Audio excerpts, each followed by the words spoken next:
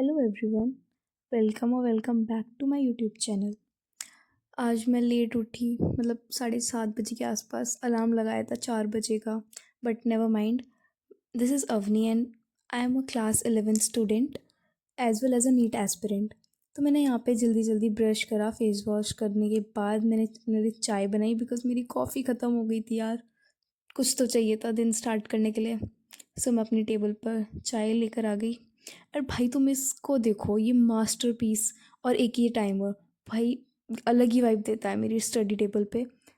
फिर उसके बाद ना मैंने 1 आवर 15 मिनट्स का टाइमर लगाया था बिकॉज़ मुझे ना 9:30 बजे के आसपास अपनी कोचिंग के लिए निकलना पड़ता है। और वैसे भी आज मैं लेट उठी थी तो मेरे पास प्रोडक्टिव टाइम बहुत ज़्यादा ही कम था। मैंने ऑलमोस्ट 8 बजे पढ़ना शुरू करा तो 1 आवर 15 मिनट्स, ऑलमोस्ट 9:15 के आसपास मेरा ये चैप्टर कंप्लीट हो ही जाएगा ऑलमोस्ट, बिकॉज़ मेरे पास इसके नोट्स तो ऑलरेडी है ही। और ये मेरे थोड़े हैंड रिटन नोट्स थे, और इससे पहले मैंने जब ये फर्स्ट टाइम चैप्टर बनाया था तो मेरे पास डिटेल जो नोट्स हैं वो भी रखे हुए हैं, तो मैं उनको बाद में रिवाइज करूँगी। कभी कभी तो ऐसा लगता है बायोलॉजी याद करना बहुत ज़्यादा मुश्किल है, बट समझ लेते हैं फिर तो थोड़ा इंटरेस्टिंग हो जाती है, बिकॉज़ वो उसके बिना तो कुछ है ही नहीं ना, हमने ली पीसीबी है।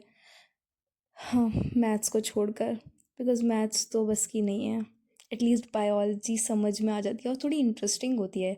अपने बारे में पढ़ना, मतलब पूरी एबायोटिक बायोटिक ऑर्गेनिजम्स के बारे में पढ़ना बहुत ज़्यादा अलग चीज़ है। ये मैथ्स में क्या फॉर्मूले में फंसे रह जाते हैं, बस फॉर्मूला लो, आंसर निकालते रहो, क्या मज़ा उसमें। बस एक चीज़ याद रखना, जो रोज़ थोड़ा थोड़ा भी पढ़ता है ना, वही एग्ज़ाम में शांत रहता है। इतना ज़्यादा नर्वसनेस नहीं होती कि भाई कैसा जाएगा कैसा जाएगा, बिकॉज़ उसे पता है कि उसने रोज़ मेहनत करी है।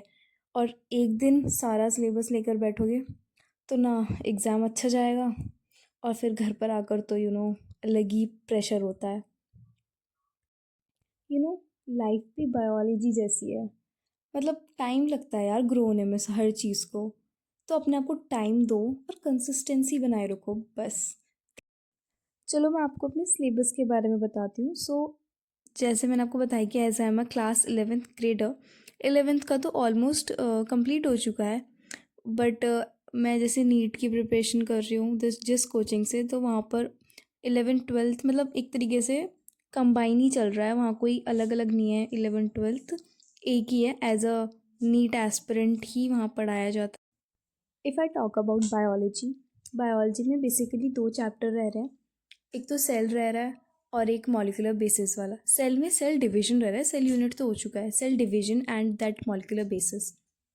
बात रही मतलब फिज़िक्स की, फ़िज़िक्स में अभी 12th का पार्ट चल रहा है, जो कि अभी काफ़ी चैप्टर्स रह रहे हैं फ़िज़िक्स में। रही बात केमिस्ट्री की, केमिस्ट्री में तो general organic chemistry is the same thing of 11th and 12th, तो वो तो हो चुकी है ऑलमोस्ट। अभी मेरा चल रहा है कोऑर्डिनेशन कंपाउंड्स। अगर मैं आपको बायोलॉजी का प्लानर बताऊँ ना, तो मतलब मुझे ऑलमोस्ट चैप्टर्स आते हैं 11th 12th के मिलाकर। बट जैसे कि दो चैप्टर्स रह रहे हैं, उनको हटाकर अगर मैं बताऊँ तो एक तो इवोल्यूशन चैप्टर और एक वो इनहेरिटेंस वाला chapter, principles of inheritance and variations. वो भी बहुत मतलब अजीब सा ही चैप्टर है। एक इवोल्यूशन चैप्टर, उसमें ओरिजिन ऑफ लाइफ, काफ़ी चीज़ें ऐसी हैं मतलब बहुत ज़्यादा याद करने की। इवोल्यूशन ऑफ लाइफ फॉर्म्स, मतलब पूरी थ्योरी है उसमें, तो सारा रटने का है, बट स्टिल नहीं हो रहा। बहुत कॉम्प्लिकेटेड सा चैप्टर है, सब कुछ याद रखना, हर किसी की थ्योरी याद रखना इज़ नॉट ईजी। देखो मतलब मुझे अगर बायोलॉजी का चैप्टर पढ़ना होता है तो ऑलमोस्ट मेरा कोचिंग में कंप्लीट हो जाता है, बिकॉज वहाँ के जो बायोलॉजी टीचर हैं, मतलब he is the one of the best teacher of the biology, मतलब फॉर स्पेशली फॉर बॉटनी, मतलब वो बॉटनी पढ़ाते हैं। एंड जूलॉजी की मैम भी बहुत अच्छी है। बट अगर मुझे कोई डाउट होता है, जैसे मैं घर पे अपने आप सेल्फ स्टडी कर रही हूँ, तो कोई डाउट होता है तो मैं वन शॉट देखती हूँ, वो भी सिर्फ विपिन सर का बॉटनी के लिए। एंड जूलॉजी के लिए मैं देखती हूँ समाप्ति मैम का। देखो ये कोई हमारा बचपन तो चल नहीं रहा है, ये सबसे टफेस्ट स्टेज चल रही है लाइफ की, सबसे बहुत ज़्यादा बहुत ज़्यादा हार्ड फेज़ है लाइफ का। यहीं पर सारी चीज़ें हमारी पूरा स्ट्रगल यहीं से स्टार्ट होता है। कोई बचपन नहीं चल रहा है, ये रोने से मिल गया भाई, नहीं, रोने से नहीं मिलती अब चीज़ें, मेहनत करनी पड़ती है हर चीज़ के लिए। एंड ये ज़रूरी नहीं है कि तुम मेहनत कर रहे हो तो लोग तुम्हें अप्रिशिएट करेंगे या फिर तुम्हारी तारीफ़ें करेंगे। इनफैक्ट इसका उल्टा होगा, मतलब लोग तुम्हें दबाने की कोशिश करेंगे, ये चाहेंगे कि तुम आगे ना बढ़ो, बट उन पे क्यों ध्यान देना है? चार लोगों का काम तो कहना ही है, चार बातें ही बना सकते हैं, वो उससे आगे नहीं जा सकते। बट तुम अपने ऊपर फोकस करो बिकॉज लाइफ तुम्हारी है, उन चार लोगों की नहीं। देखो, बात बहुत सिंपल है, वो 4 हों, 40 हों, 4000 क्यों ना हो, कितनी भी बातें क्यों ना बनाएँ, प्राउड तुम्हें फ़ील करना है, तुम्हें अपनी फैमिली को फ़ील कराना है और तुम्हें अपने चाहने वालों को फ़ील कराना है। लाइफ़ तुम्हारी है, तुम्हें अपने तरीके से जीनी है। वापस आता है, यहाँ पर मुझे सिर्फ हाफ आवर बचा था पढ़ने के लिए, मेरी ऑलमोस्ट मतलब लाइक जो मैंने लेक्चर देखा था, थोड़ा बहुत जो डाउट्स थे वो क्लियर हो गए, एनसीईआरटी रीडिंग भी हो गई, और मतलब अब मुझे ना सिर्फ नोट्स पढ़ने थे। नोट्स मतलब मैं डिटेल वाले पढ़ने वाली हूँ बिकॉज़ वो ज़्यादा बेनिफिशियल होंगे फ़िलहाल के। मतलब 6 मिनट 12 सेकेंड की वीडियो हो चुकी है और मतलब मुझे अब रियलाइज़ हो रहा है, भाई मैं मोटिवेशनल स्पीकर भी बन सकती हूँ थोड़ी बहुत, मतलब मजाक कर रही हूँ। सो फाइनली एनसीईआरटी रीडिंग सब कुछ हो चुका है, बस नोट्स रिवाइज करना है। देखो यहाँ पे 26 मिनट स्टिल बचे हुए हैं और इतने में तो आराम से हो ही जाएंगे ये डिटेल नोट्स रिवाइज। सो मैंने यहाँ पे ना इनको जल्दी जल्दी रिवाइज करना स्टार्ट कर दिया बिकॉज़ मुझे कोचिंग भी जाना था और मेरे बूंदू से छोटे भाई को छोड़ने भी जाना था। भाई इतनी ठंड हो रही है लिटरली, इसको मतलब मुझे ही छोड़ के आना होता है, बड़ी बहन हूँ ना, रिस्पॉन्सिबिलिटीज़ तो उठानी पड़ेंगी।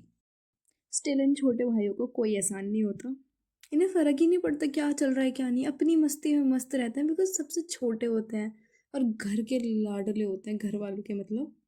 स्टिल छोड़ो भाई, हम तो बड़े हैं, हम क्या कर सकते हैं, अब छोटे तो हो नहीं सकते। टू बी ऑनेस्ट पर्सनली मुझे ये चैप्टर ना बहुत ज़्यादा इजी लगता है, मतलब बहुत इजीली याद हो जाता है। मतलब इसमें कुछ नहीं करना ज़्यादा, बस एक वन शॉट देख लो या फिर अपने किसी ऑफलाइन कोचिंग में जाकर अपने टीचर से पढ़ लो और बस एनसीईआरटी रीडिंग मार लो एक बार अच्छे से, मतलब एक एक लाइन को पर अच्छे से पढ़ना और बस उसके बाद अपने नोट्स कर लो। मतलब इतना इजी है इस वाले चैप्टर को पढ़ना कंपैरिजन टू अदर चैप्टर। उनकी तो लैंग्वेज ही समझ नहीं आती, कभी कभी ऐसा लगता है कि भाई एक पैराग्राफ पढ़ लिया और ऐसा लगता है भाई कुछ याद ही नहीं हुआ, सब कुछ सर के ऊपर से चला गया, और एक ही पैराग्राफ को पढ़ते जाओ, 2-3 बार पढ़ते जाओ, स्टिल ऐसा लगता है कि एनसीईआरटी बोल रही है मत पढ़ भाई, मैं समझ ही नहीं आऊँगी। सच बताऊँ तो और भी चैप्टर्स पढ़ने थे, इकोसिस्टम और क्या कहते हैं ऑर्गेनिज्म एंड पॉपुलेशन, बट मैं लेट ही इतना उठी, मतलब मेरा अलार्म 4 बजे बजा था, इसमें मेरी ही गलती है भाई, मैंने ना अलार्म बंद कर गया, मैं दोबारा सो गई। फिर मैं उठी मतलब 7:30 बजे मैंने दिखाई दिया वो तो, बट फिर भी बहुत लेट हो गई, वरना आज का डे कुछ ज़्यादा प्रोडक्टिव बनाने वाली थी मैं, बट कोई नहीं, कभी कभी चलता है, नेक्स्ट व्लॉग में बना लेंगे थोड़ा प्रोडक्टिव। सो ना यहाँ पे ऑलमोस्ट 12 मिनट्स हो गई थी और मेरी मतलब यहाँ पे नोट्स कंप्लीट हो गए थे, तो मैंने उसको टाइमर को हटा दिया और बस फिर मैं अपने भाई को छोड़ने गई। आप मौसम देखो, इतना ज़्यादा फॉग था ना, मन ही नहीं कर रहा था घर से निकलने का। बट उसके बाद मैं घर पर आकर ना मैंने अपना बैग पैक करा बिकॉज़ कोचिंग जाने का मेरा भी टाइम हो गया था, उसको तो छोड़ ही दिया कोचिंग, और उसके बाद मुझे जाना था और ठंड में तो जाने का बिल्कुल मन नहीं करता, ऐसा लगता है सेल्फ स्टडी कर लो इससे अच्छा, बट जाना तो पड़ेगा। उसके बाद मैं अपना ये सुंदर सा लैम्प बंद करके ब्रेकफास्ट करने चली गई। अब ये मत बोला मैंने 2-2 बार चाय पी, आज कॉफ़ी नहीं थी वरना मैं सुबह को कॉफ़ी पीती हूँ। So that's all for today. If you like this video तो सब्सक्राइब करना मत भूलना। मिलते हैं नेक्स्ट व्लॉग में।